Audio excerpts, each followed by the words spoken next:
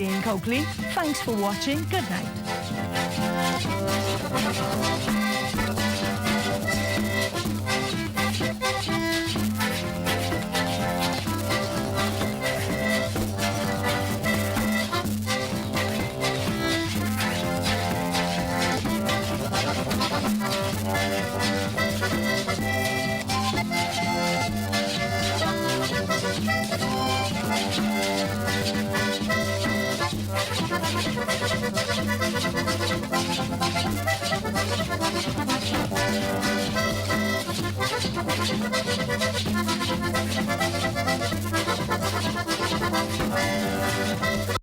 In Harbour Island, North Hillsborough, I'm Charles Fisher. This is ZNS.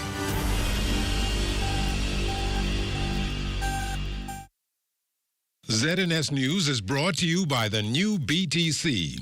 Fiber is here. Faster, stronger, more reliable. Together, we are unstoppable. Switch today. Coming up in the Bahamas tonight, the weekend edition. Bahamas Power and Light working aggressively to restore power across Crooked Island. Police assuring the public that the country remains safe. In sports, the T-Bird Flyers Track Club opens up the 2026 track season. The Bahamas tonight, the weekend edition, starts now.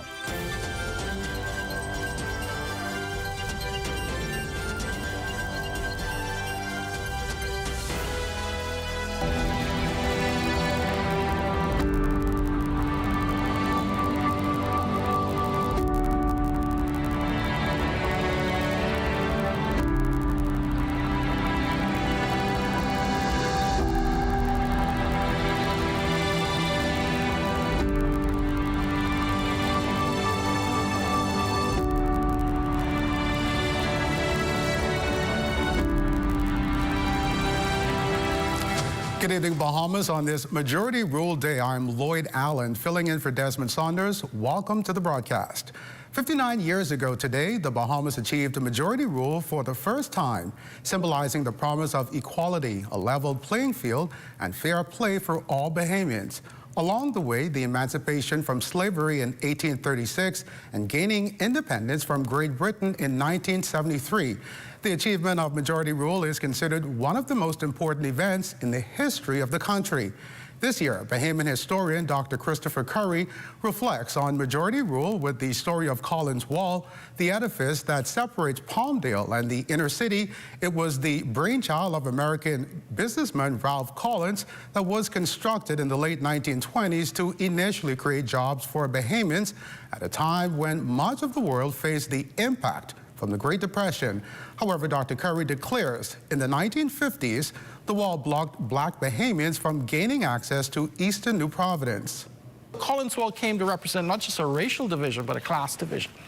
What's interesting is by the 1950s, there was discussion about breaking the wall, breaking through the wall, creating roads that would allow people to pass through from the west to the east, and to find ways to allow for better passage to their work areas. People were tired of climbing over the wall, having to put up a ladder to climb over a wall. Well, what brought to its head this whole debate was a tragedy. In 1956, a pregnant woman actually fell over the wall and she miscarried. And that became a huge talking point leading up to the 1956 elections, which were held in June. And so people started to question the wall itself. And again, it increasingly came to represent a segregated, separated society. Now, Dr. Curry acknowledges that today, Collins Wall represents a symbol and legacy of the past and a reminder of our future. As the country moved towards majority rule, it's important that people recognize that these racial barriers could be overcome. And so in a way, you know, the wall represented both the evils of colonialism and racism, but it also represents the tenacity, the fight that people took to Bay Street to overcome these obstacles. And a Bahamas Power and Light technical team is on the ground in Crooked Island tonight, working feverishly to restore power to that southern island. Electricity has been out since Wednesday afternoon, and BPL's regional manager for the southern region, Pedro Marcelo, attributed the outage to a newly purchased unit that malfunctioned. The good news is that a major component for that unit is on its way to Crooked Island, giving BPL the opportunity to reinstate power there immediately. As soon as that is done, that replacement unit is on site. We expect to be able to have that unit that is giving a problem removed from Crooked Island operations. Our team is expected to remain in Crooked Island despite restoring supply, which we expect to be done tomorrow, until we have another unit available to ensure that we could have some form of redundancy for the consumers of Crooked Island, ensuring they have electricity supply. Now, meantime, Crooked Island Administrator Kate Williamson informed our news team that residents are indeed making the best of this situation. She maintains it's a matter Crooked Islanders understand, and they will continue to think positively, knowing their power will be restored soon. And an early morning domestic dispute in Domingo Heights has left a member of the Royal Bahamas Defense Force hospitalized and a 19-year-old man in police custody. Police say the incident unfolded shortly after 3 o'clock Friday morning when emergency medical services were called after a woman reported that her son had allegedly stabbed her male companion. But investigators now say there's more to this story. Preliminary reports suggest the victim had allegedly assaulted both the woman and her juvenile daughter, prompting the teen to step in to protect them. The injured man was rushed to hospital where he underwent surgery and is listed in stable condition. The 19-year-old is assisting with investigation as police continue to determine exactly what led to the encounter. And as investigators into yesterday's fatal stabbing of a man in his early 50s continue, police are assuring the public that the force remains steadfast in ensuring the country is safe. Yesterday's incident, which occurred at the Smith's Motel No. 1 on East Street South, marked the first homicide of the year, and based on last year's total unofficial number of 80, homicides in the country, according to police, appear to be trending down. Police Press Liaison Officer Chief Superintendent Sharia King, on the sidelines of Friday's scene, says this indicates that the RBPF is on the right track. The Royal Bahamas Police Force has a mandate, and we will continue to carry out our mandate. We are resilient, and we will continue to do what is expected of us to make certain that our country remains safe. Our numbers last year was a decrease, and that is not just simply numbers or statistics. That is an indication of the Royal Bahamas Police Force dedication and commitment to the people of the Bahamas, and our officers will continue to do what is expected of them to do. And as for yesterday's incident, police are still looking for clues. They say the man was found by a hotel employee with apparent stab wounds. He had checked into the room earlier in the morning Friday, but there is no indication of whether he was alone or in the company of others. When officers came on scene and began their preliminary investigation, they discovered an adult male in his early 50s with what appeared to be stab wounds to the upper body. We're asking anyone with any information that can assist us in our investigation to please contact the police and provide that information to us. And switching gears, as some students are still trickling their way back into classrooms following the Christmas break, Minister of Education, Technical and Vocational Training, the Honorable Glenys Hannah Martin, says attention is now being intensified on student attendance through the ministry's alerting management system. It sends out an alarm for students who are missing for like 2 or 3 days. It sends out an alarm. We have an attendance unit that is activated once we know a child is missing, and we have a hotline. But attendance is critical, and we are monitoring it all the time. Now, in addition to monitoring student attendance, Director of Education Dominique McCartney-Russell recently revealed the ministry's priority in making the educational experience for special needs students easier. Minister Hannah Martin noted that work has already begun on additional special needs classrooms. We're doing 2 in Grand Bahama now. We're creating a registry of children with special needs nationally so that we have a heightened understanding of what we are. The premise is very simple. Our children are the future. It's not just a cliche, it's the reality of what's going to happen. And so we have to do all that we can to ensure they're properly equipped. And for years, the Bahamas has been losing nurses to more developed countries like the U.S. and Canada that offer better pay and more attractive benefit packages. While that has not changed, President of the Bahamas Nurses Union, Muriel Lightbourne, says more nurses continue to leave the profession, even if it's not to pursue positions abroad. This is as Minister of Health and Wellness, the Honorable Dr. Michael Darville, shared this week that Cabinet approved for more than 41 retired nurses to be re-engaged. We are losing nurses, not just like I would have meant to nurses going abroad, but nurses, because of, like I said, because of the salary and the cost of living, some of them have just gone into different areas of employment. So all of our nurses are not just going abroad. They're just looking at different careers. And still to come, 3 luxury brands recently made their inaugural call to the Nassau Cruise Port. You're watching The Bahamas Tonight, the weekend edition. Vibes is resilience in motion. So even when things go out of sync, we do what it takes to bring the vibes back. At BTC, we understand your vibes because we live it. That's why we are dedicated to building a network as resilient as you, with a team of familiar faces working every day to keep you on beat. You are at the heart of everything we do. Our commitment is to keep your vibes flowing, no matter what.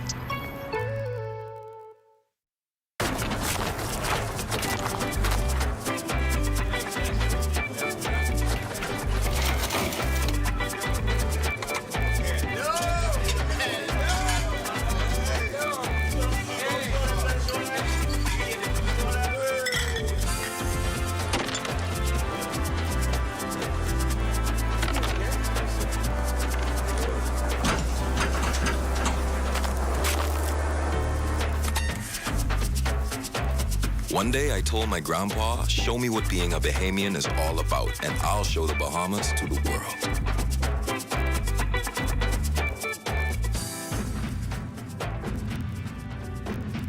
Together, we show the world what it means to be Bahamian, and we celebrate with an ice-cold Quebec. More than a bell, it's the spirit of the Bahamas. Click. It's in our hands. It's a Holy Frosty Christmas, and Wendy's and Coke is bringing the chill. This year, when you upgrade any Wendy's combo to a large, you can instantly win big with the Upgrade and Win Christmas giveaway. We're talking travel gift cards, gadgets, holiday treats, and prizes that make your Holy Frosty Christmas shine. Just upgrade your favorite lunch combo, scan the QR code on your receipt to enter, and let the holiday magic begin. Enjoy great tasting food and win big this Christmas with Wendy's and Coca-Cola's Upgrade and Win. Rules and restrictions apply. This portion of the news is brought to you by the Paradise Games Holiday Promotion. Visit pggames.com today and enter for your chance to win. A $90 million Inter-American Development Bank infrastructural upgrade loan has been approved for the country, with work set to begin in weeks. Now, we can tell you that tonight that this loan agreement is designed to end the decades-old issue of flooding in the Pinewood Gardens community, among other infrastructural upgrades. So it's going to be flood remediation for Pinewood and some other areas, but also some infrastructural works that's going to be done. It was in October last year when Pinewood Gardens residents converged at the Cleveland Enos Primary School to learn about the proposed flood remediation project, inclusive of several canals used to transport floodwaters off the streets, treated, and the runoff released into the ocean. The Pinewood MP outlines the Minister of Works' latest communication on the next component of approval. He said he'd be bringing a cabinet paper in about 2 weeks to outlay the spending and the preparation work that the government, that the Ministry of Works will be doing. The IDB will be running the the master plan, that $90+ million plan. But the government also is going to be doing some preparation work. Seabreeze will be impacted. I think South Beach will be impacted. Nassau Village will be impacted also because there are other flooding areas. And this is Pinewood is the first phase of that remediation, but there are some places out west also. I think Coral Harbor and the Coral Lakes area. So there are areas that are flooded areas. So it's not just for Pinewood. MP LaRota adds construction is expected as early as mid-February, well ahead of the hurricane season. And if you ask any Bahamian business owner who has gone through the process of channels to start their own business, it's likely they'll admit that they've hit some bumps in the road along the way. Now, the Bahamas Chamber of Commerce and Employers Confederation continuing to play its part in easing the process for local entrepreneurs with its first ever Business Readiness Expo. Our Danielle Dean was in attendance. The Bahamas Chamber of Commerce and Employers Confederation taking another intentional step to ensure that Bahamian entrepreneurs have a better chance at succeeding. The Department of Physical Planning, NIB, and Inland Revenue, just three of the vendors present during the Chamber's Business Readiness Expo at the Andre Rogers Baseball Stadium. Chairman Don Williams says entrepreneurs will have to make contact with these agencies at some point as their business ventures evolve. While we know that the agencies are working diligently to get the necessary digital platforms in place where it's a one-stop shop, we're bridging that gap where this is now your one-stop shop. The Business Readiness Expo welcomed scores of Bahamians, ranging from those simply curious about entrepreneurship to those ready to open their doors to the public. Dario McKinney was one of them. I got a lot of the processes that I found frustrating online. They were able to help walk me through those piece by piece, and especially like NIB. A lot of people have a lot of problems with NIB, also Inland Revenue. A lot of people say they have a hard time getting in contact with them. Communications Manager at the Department of Inland Revenue, John Williams, acknowledged the department is still progressing toward optimal digitization. So while everybody is here and getting all of their approvals for this and for that, or getting some financial support, you have to come and see the Department of Inland Revenue to get a business license. So we love what the Chamber is doing. We do it all the time, and we make every effort to participate in anything that we're invited to, because we don't want taxpayers and Bahamians to feel as though we're not accessible and they don't know what to do or how to do it. So normally persons are not aware of physical planning until they need physical planning, which is a concern. So we're doing more public relations, working with the Inland Revenue, Bahamas Chamber of Commerce, and the other agencies. Williams said the Chamber looks forward to feedback from businesses, agencies, and consumers so the event can become bigger and better next year. Reporting for the Bahamas Tonight, I'm Danielle Zine. Well, thanks a lot, Danielle. In 2025, phishing proved the fastest growing trend within cybercrimes globally, accounting for around $4.9 million in theft. But this year, financial experts are warning of a growing threat comprising of credit card batches being compromised, which creates a nightmare to banks and card holders. While there has been a response by financial institutes to up their security features, there are steps you can take to reduce your chances of becoming the next victim. In recent events that we've had, cards have been compromised. And as a result of cards having been compromised and fraudsters being able to identify cards that are susceptible to being used for running charges, those customers at that particular financial institution have been impacted. Chairman of the Bahamas Clearing Banks Association, Gowan Bowe, is on the offensive when it comes to hacking and fraud-related trends facing commercial banks in the country. Bowe says it's not if, but when your financial institute faces a similar threat. But as opposed to running for the hills, he says defense or knowledge is the best response. When you issue cards, there is a block of cards that each bank orders so that it can identify that this is this particular bank and these are the types of cards. So whether it's a classic, a gold, platinum, etc. And so there are a series of numbers. Those numbers, while normally encrypted, if compromised, can become a goldmine to a prospective fraudster. Using algorithms and computers, they've been able to just simply run tests of charges, and they look for the weakest point. Now, while the blame game can often fall on larger companies like Amazon and the likes, the veteran banker contends in most cases they are as unaware of any wrongdoing as card holders. The site is running a very large volume of transactions, and the fraudsters know this. There are certain minimum transactions that don't even go through the normal authorization process because they are considered to be so de minimis. The trend, he confirms, is to test with smaller purchases that increase based on the security features or limits on the card. To fight back, though, the financial expert explains apart from the dispute process, which allows for replacement of funds, there is also a digital audit trail. Card gets hit and there are charges being done. There's an ability to say what was the vendor at which the card was used, who was the recipient of the funds. If it was a merchant and people buying goods and then taking the goods, those merchants will be able to say where did they ship them. His advice, treat your card like you would cash, not sharing the numbers or details with just anyone, as in most cases, fraud remains a crime of opportunity. And Nassau Cruise Port ended 2025 on a high note after welcoming 3 inaugural cruise calls in 1 month, signaling strong momentum heading into the new year. The port hosted its first ever visit from MSC Grandiosa, one of the largest ships to call on the port, along with Oceania Allura and the ultra-luxury Seven Seas Grandeur, highlighting Nassau's growing appeal to high-value cruise travelers. Nassau Cruise Port CEO Mike Moore Jr. assures the inaugural calls reflect strong confidence in the destination and continued investment in the guest experience, translating into increased economic opportunities for local businesses and Bahamians. The milestone caps off a strong year for Nassau Cruise Port and reinforces its role as a leading Caribbean cruise destination moving into 2026. Stay with us. Sports is next with Eugene Stewart. Welcome to Paradise Games, where exceptional service meets the ultimate gaming experience. Our dedicated team is here to make every visit a win. Now this is paradise. This is more than just a place to play. Now this is paradise. It's where excitement meets world-class service. Now this is paradise. Now this is paradise. Come experience it for yourself. Now this is paradise.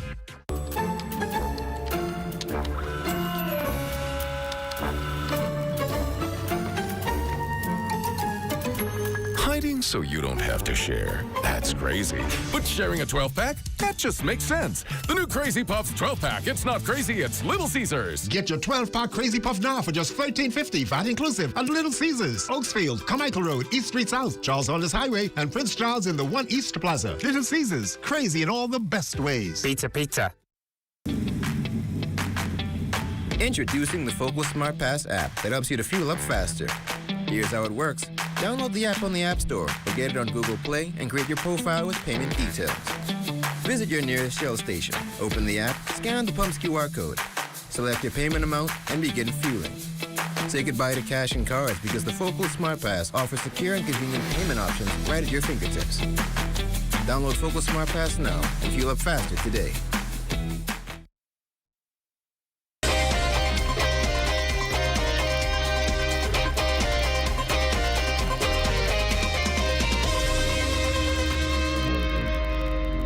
Good evening, everybody, and welcome to Sports on this Saturday. I'm Eugene Stewart. Well, the T-Bird Flyers' 8th annual track meet getting underway last night from the old Thomas A. Robinson National Stadium. The 2-day meet serving as a Carifta qualifying event. We've got some highlights from day one. The old Thomas A. Robinson National Stadium was the place to be on Friday night as the T-Bird Flyers Track Club got underway for their 8th annual track and field meet. As the first track meet on the calendar, coaches emphasize its importance for the track season. So T-Bird, it's the first meet of the season. So everybody plan is to get their athletes, their younger athletes, their older athletes, just to come out to get a mark in for the track season to try to better their time.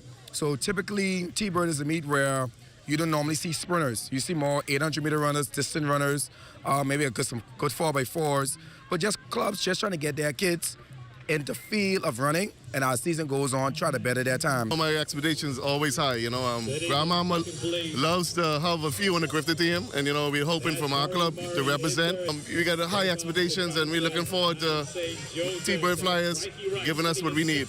So far, the meet is competitive. It's early in the season, but kids are already laying down the line to let people know, hey, we're here, and we're ready to compete.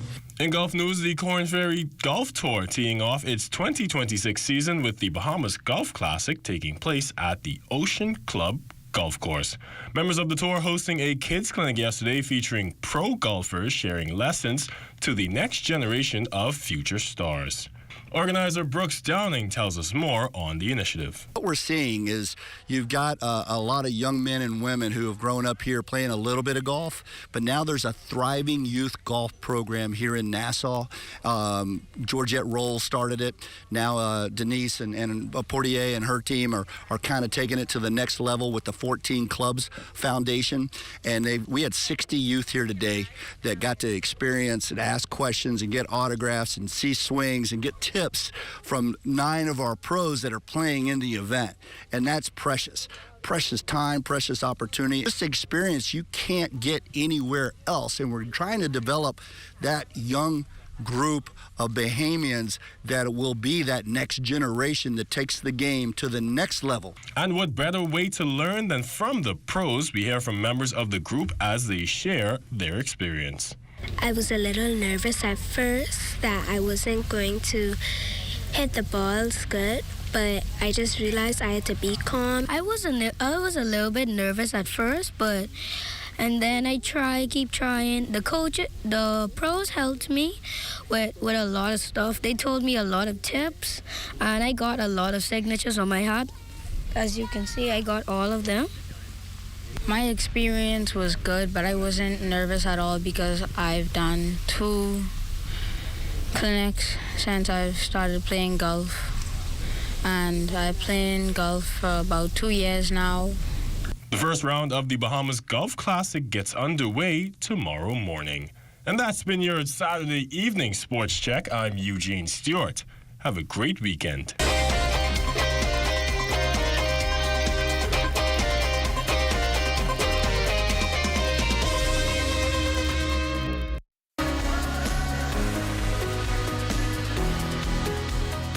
Hi, I'm Brent from CBS Bahamas. Listen, if you're a contractor or tradesman, you want to be a part of our Preferred Contractors program. By enrolling in our Preferred Contractors program, you'll save 10% automatically at both of our locations. And guess what? The more you spend, the more you save. That discount can increase. Register today at cbsbahamas.com/register using your trade name to be automatically enrolled.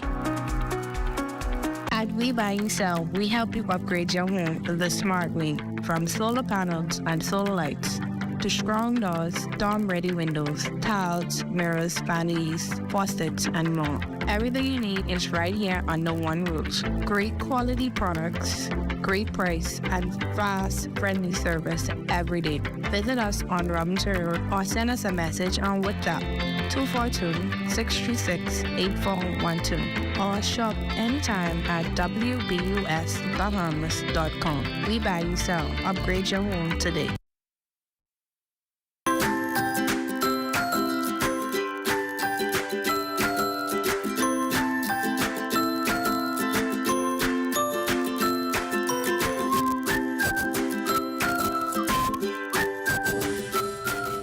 It's time now for a check on tonight's weather forecast. Chief Meteorologist Basil Dean joins us in studio with the latest temperatures. Good evening, Basil. We have patchy clouds, temperature 80 degrees, the relative humidity at 68%. The winds out of the east at 13 miles per hour. The barometric pressure, 1,020.1 millibars. That's 30.12 inches, and the pressure is steady. Now, your temperatures are on the islands. Marsh Harbor, 79 degrees. Green Tool Key, 78. 78 also in Freeport, Grand Bahama, the Berry Islands, and Allenstown, Bimini at 77. 80 degrees in Camp Spade at St. Andres, Fresh Creek Central Lounge at 78, 80 also in Black Point, Exuma, and in Otterstown, Cat Island. Over in San Salvador, Rumkey and Georgetown, Zuma, 80 degrees there as well. Ragged Island, Clarence Sound, Long Island, and Crooked Island, 81. 80 degrees in Betsy Bay, Marijuana, and Acklands, Matchitown, Nagua at 81.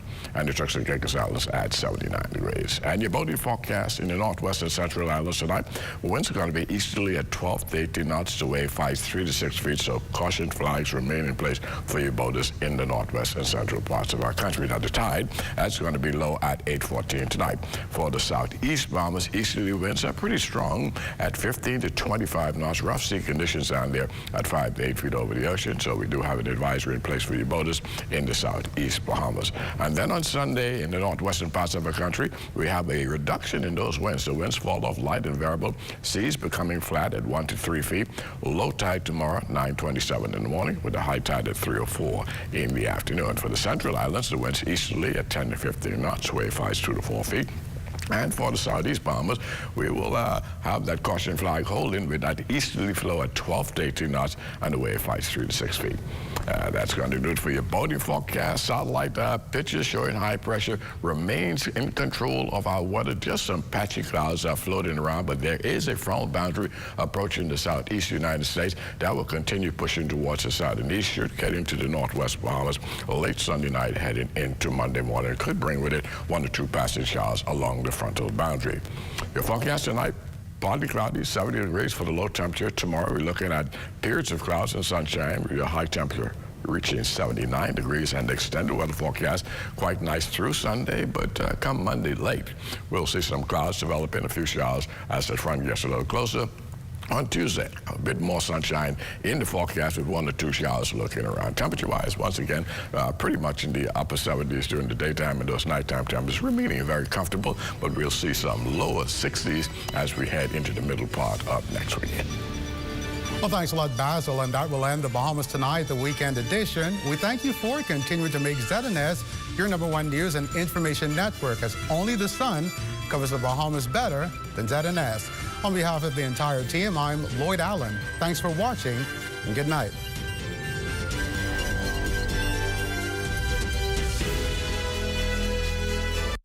At the Sidney Poitier Bridge, I'm Kaylin Green.